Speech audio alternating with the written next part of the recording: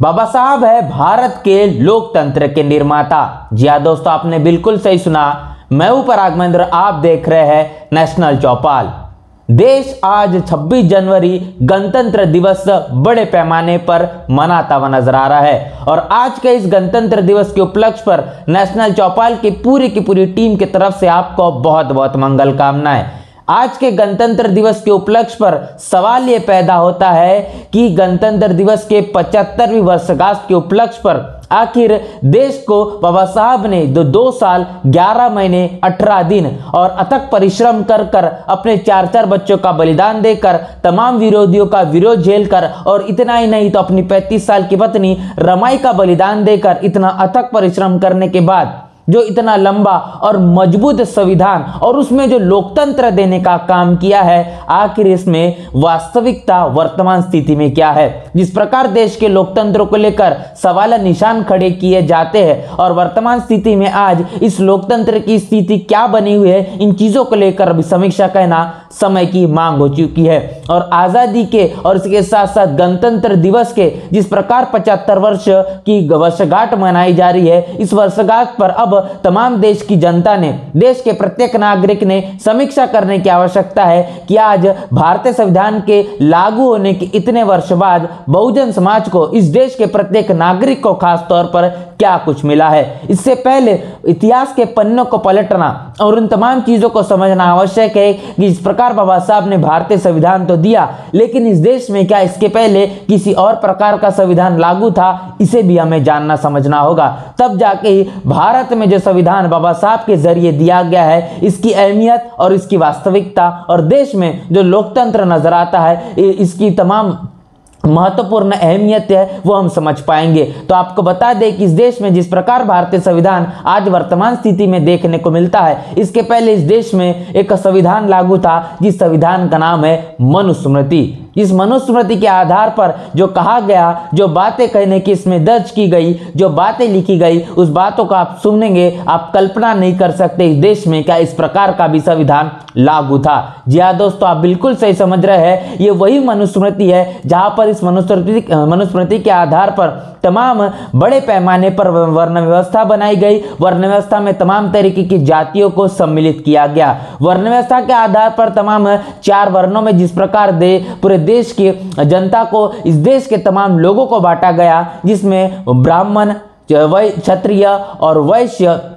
और इसके साथ साथ चौथे पायदान पर शूद्र को रखा गया। ब्राह्मण का काम होगा कि यज्ञ करना, करवाना, शिक्षा लेना और शिक्षा देना, और इसके साथ साथ क्षत्रिय का काम होगा कि इस देश के अंदर में जो ब्राह्मणों के माध्यम से बनाई गई जो व्यवस्था है उसकी सुरक्षा करना। इस देश के अंदर में तमाम जो धन संचय का अधिकार होगा वो वैश्य के पास में होगा, और तीनों वर्णों की अगर सेवा करने का काम होगा वो कहीं न कहीं शूद्र को होगा। इस प्रकार की एक खड़ी वर्ण व्यवस्था बनाई गई। और जब इस देश में तमाम तरीके की क्रांति और प्रतिक्रांति हुई, उस क्रांतियों के बाद में ये लगा कि अगर तमाम 4 वर्णों के बाद में बांटने के बाद अगर ये हुआ, इस देश का जो शूद्र समाज है, जिसमें वर्तमान स्थिति में भारतीय संविधान के तौर पर अगर देखा जाए, जिसमें SC, ST और OBC और माइनॉरिटी आता है, ये शूद्र जो समाज है, ये समय के मुताबिक अगर इकट्ठा हो गया तो निश्चित रूप से ब्राह्मण, क्षत्रिय और वैश्य समाज से आने वाले लोगों के तमाम अस्तित्व पर एक बड़ा प्रश्न चिन्ह खड़ा हो जाएगा। और ऐसे में फिर एक बड़े पैमाने पर जातियों के आधार पर देश में बांटा गया। और इतना ही नहीं तो बता दे 6743 जातियों में SC, ST और OBC को बांटा गया, और जिसमें तकरीबन OBC की 3743 जातियां, इसके साथ साथ अगर SC की बात करेंगे तो SC की जिस प्रकार तमाम जातियों में बांटने का काम किया गया, 3743 जातियां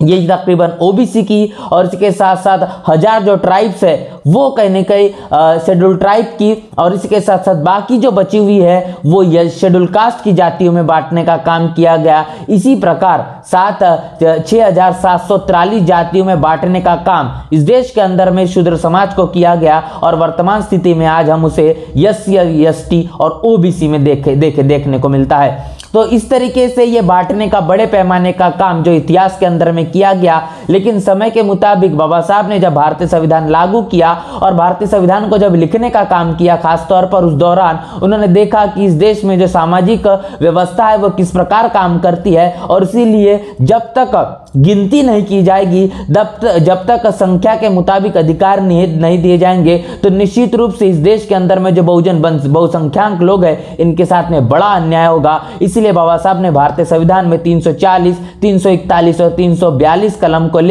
देकर इस प्रकार तमाम तरीके से अधिकार देने का काम किया और प्रतिनिधित्व देने का काम किया गया। इस प्रतिनिधित्व के आधार पर जो तमाम SC ST और OBC समाज है वो अब अपने हक अधिकार को ले पाएगा। और जिस तरीके से बाबा साहब ये भी कहते हैं कि किसी भी समाज को अगर उसको शासन और प्रशासन से 10 साल से अगर दूरी रखा जाए तो वो जाति और वो समाज लुप्त हो जाता है। और इसीलिए प्रतिनिधित्व के आधार पर SC ST और OBC को तमाम हक अधिकार भारतीय संविधान के जरिए बाबा साहब ने देने का काम किया। आप समझ पा रहे हैं, देश के अंदर में बाबा साहब ने जो शिक्षा का अधिकार दिया, इसी के साथ साथ रिजर्वेशन आरक्षण का अधिकार दिया, शक्ति का एजुकेशन देने का काम भारतीय संविधान के जरिए किया गया, उसके बाद में आरक्षण देने का काम किया गया। इसके साथ साथ आप अभिव्यक्ति अपनी बात को रख सकते हैं, आपको तमाम तरीके से धार्मिक तौर पर अपनी आज़ादी, आप अगर आज किसी धर्म को मानते हैं कल किसी अपने धर्म को अपना सकते हैं, जिस भी धर्म का आप मानना चाहते हैं उस धर्म को आप मान सकते हैं। ऐसी आज़ादी भारतीय संविधान के जरिए दी गई। और इतना ही नहीं तो तमाम तरीके से इन अधिकारों के साथ साथ सबसे बड़ा अधिकार और महत्वपूर्ण अधिकार माना जाता है जो है वोट का अधिकार, जिस वोट के अधिकार से यह सुनिश्चित हो पाएगा कि इस देश के अंदर में जो शासन सत्ता है वो लोगों के जरिए चुनी जाएगी। जो लोग इस देश के अंदर में शासन करेंगे, जो प्रशासन में आएंगे, वो खासतौर पर शासन में आने के लिए उन लोगों को वोट करना पड़ेगा। जब प्रत्येक वोट की कीमत, जिस प्रकार एक वोट एक वैल्यू, एक कीमत अगर होगी, 1 वोट 1 वैल्यू जिसको कहा जाता है, जिस भारतीय संविधान के बदौलत ये चीजें इस देश के प्रत्येक नागरिक को दी गई। इस देश में कितना भी धन्ना सेठ हो, पूंजीपति व्यक्ति हो, उसकी भी वैल्यू 1 वोट की होगी। और इस देश के अंदर में दलित, आदिवासी, पिछड़ा क्यों ना हो या सबसे समाज का गरीब तबके का व्यक्ति क्यों ना हो, उसकी भी वोट की जो वैल्यू होगी वो एक ही होगी। इस प्रकार जो समानता के आधार पर जो वोट का अधिकार देने का भारतीय संविधान के अंदर में काम किया गया है, जिसके कारण एक बड़ी लोकतांत्रिक व्यवस्था का निर्माण करने का काम बाबा साहब ने अपने समय में किया। और वर्तमान स्थिति में हमको वो चीजें देखने को मिलती है। लेकिन इसी के साथ साथ देश के अंदर में जो सांप्रदायिक माहौल और धार्मिक तरीके से चीजों को, तमाम विकास के मुद्दों को दरकिनार करते हुए बेबुनियाद चीजों को, धार्मिक चीजों को जिस तरीके से अब उस पर एक दलगत राजनीति करने का काम, एक ओछी राजनीति करने का काम तमाम राजनीतिक पार्टियों के जरिए किया जाता है। ये देश के लिए कहीं ना कहीं एक बड़ा प्रश्न चिन्ह है, संकोच का सवाल है। और जिस प्रकार भारतीय संविधान को जितने मजबूती से लिखा गया और अमल में लाने के लिए जो समय समय पर काम किया गया, जिसको लेकर लगातार ये सवाल निशान खड़े किए जाते हैं। और इतना ही नहीं तो उसकी समीक्षा करने की बात की जाती है, उसको बदलने की बात की जाती है, समीक्षा के साथ साथ जलाने का भी काम देश के अंदर भारतीय संविधान को, उनकी प्रतियों को किया जाता है। देश में बड़े पैमाने पर जिस प्रकार कांग्रेस ने राज किया, बीते 60 सालों में कांग्रेस ने जिस प्रकार जो देश में शासन करने का काम किया, भारतीय संविधान को पूरी तरीके से लागू करने का काम कांग्रेस ने बिल्कुल भी नहीं किया। और उसके बाद में आज वर्तमान स्थिति में जिस प्रकार भारतीय जनता पार्टी नजर आती है, और भारतीय जनता पार्टी भी इस देश में भारतीय संविधान को लागू करने के छोड़िए तो उसको लगातार बदलने की भाषा करते हुए नजर आती है। कई भारतीय जनता पार्टी के नेताओं के माध्यम से ये कहा जाता है। इतना ही नहीं तो प्रधानमंत्री मोदी के आर्थिक सलाहकार परिषद के जो अध्यक्ष है विवेक देबरॉय, इनके जरिए भी जिस प्रकार बीते 15 अगस्त गणतंत्र दिवस जो आज हम मनाने वाले हैं, पूरा देश मनाता हुआ नजर आ रहा है। स्वतंत्रता दिवस के उपलक्ष्य पर ये तमाम चीजें उनके जरिए एक आर्टिकल के माध्यम से जारी की गई थी। तो आप समझ पा रहे हैं कि संवैधानिक पदों पर रहने वाले लोग भी संविधान को लेकर सवाल निशान खड़े करते हैं, उनके ऊपर प्रश्न चिन्ह उठाते हैं और उसको बदलने की, समीक्षा करने की बात करते हैं। तो इस देश की इतनी मजबूत लोकतंत्र को जिस प्रकार बाबा साहब ने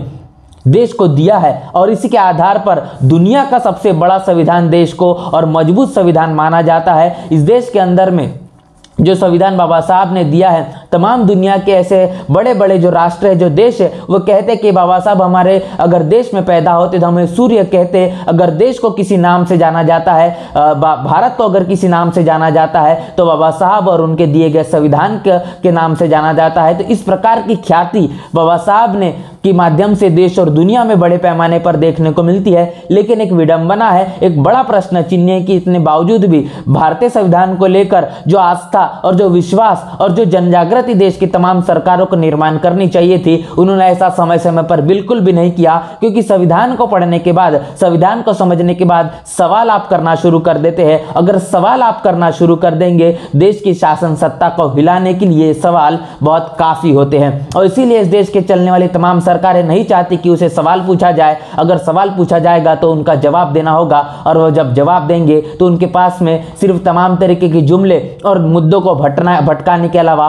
और कुछ नहीं होगा। बाबा साहब के दिए गए इतने बड़े लोकतंत्र को लेकर क्या आपकी राय है? और जिस प्रकार आज के इस गणतंत्र दिवस के उपलक्ष्य पर किस प्रकार भारतीय संविधान को मजबूती से आप देख रहे हैं, अगर मजबूती से नहीं देख पा रहे, देश की जो वास्तविकता, इस वास्तविकता को किस नजरिए से देख रहे हैं, कमेंट बॉक्स में इतने वर्षों के बाद में भारतीय संविधान को लागू होने के बाद में बहुजन समाज को खास तौर पर क्या मिला, क्या कुछ नहीं मिला, इसको लेकर आपकी राय प्रतिक्रिया में लिखकर कमेंट बॉक्स में जरूर बताएं। बने रहे नेशनल चौपाल के साथ, मिलते नए वीडियो में, तब तक के लिए जय भीम, जय भारत।